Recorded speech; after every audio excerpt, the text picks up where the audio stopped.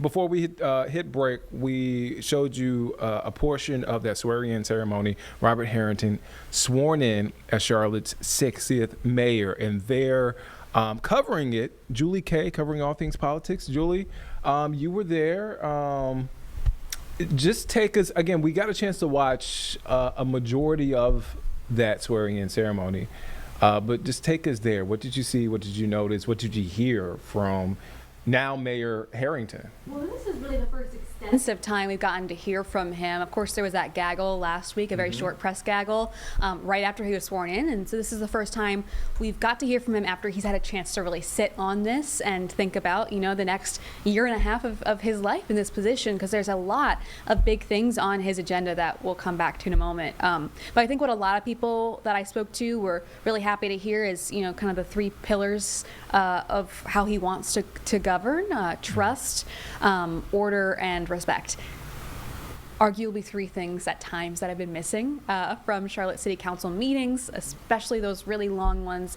Even at times we've seen it in this process where it's just a little bit dysfunctional at times, and arguing within council has, you know, caused, it's caused repercussions in terms of how they're able to govern. And so that may be why he was chosen as kind of a calming force, someone who is not a politician. He's got an extensive background as an attorney, leadership experience, of course, as the president of the NC Bar Association, but this is his first time in public office in this way, which, you know, at one point it's going to be a bit of a learning curve, but that might be a strength for him as well. And I think that's what he's leaning into, is that, you know, he has so much experience in a courtroom, in very stressful situations, and being able to maintain that decorum that I think a lot of people want to see from Charlotte City Council.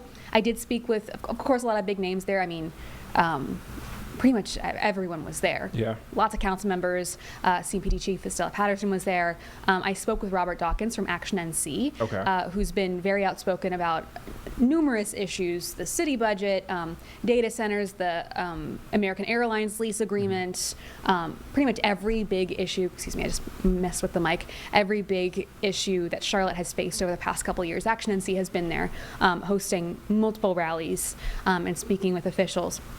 He seems very optimistic about Robert Harrington. He was excited to hear about, you know, those three pillars I just mentioned today.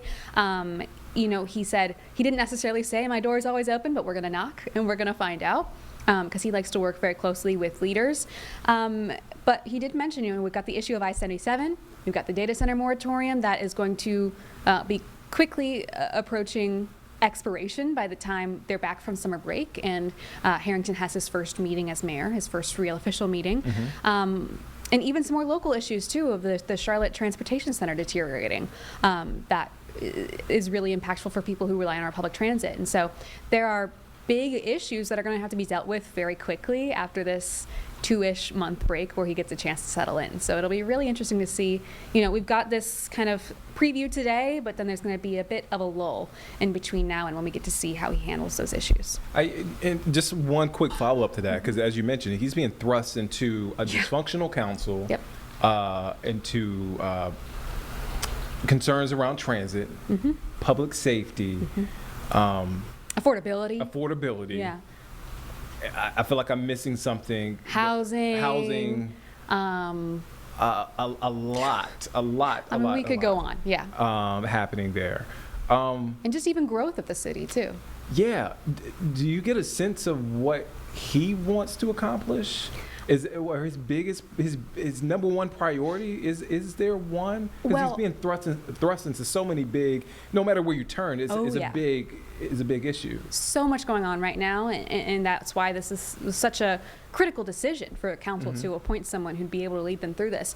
Now, something that stuck with me was, I remember he was in the final 5 interviews, of course, and they asked him what is the biggest issue facing Charlotte today. He answered affordable housing and affordability in general. And so that, I think, is a bit of a sneak preview into how he might prioritize things going forward, which I think a lot of people will be relieved to hear about. But, I mean, it really is,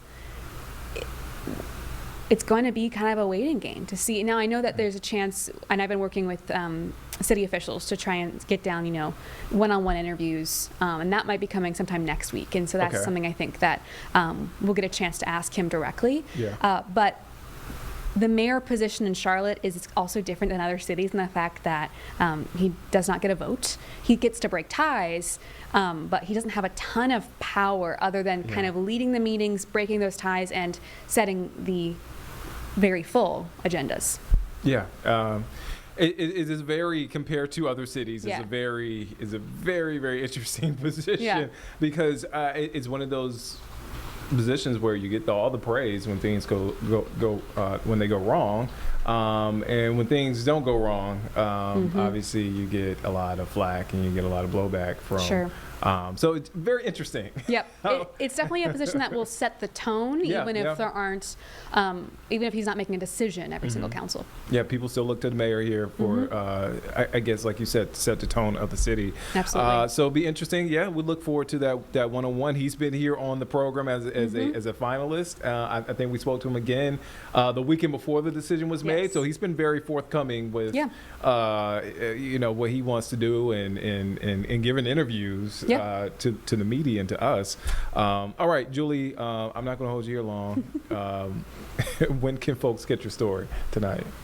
4, I had to think about it. That's a great question. I know we kind of went off in a tangent. I know. I tend to do this with Julie. I like picking her political brain. So, all right, Julie K covering all things politics. 4 o'clock, catch our full story. Julie, as always, thank you for joining us.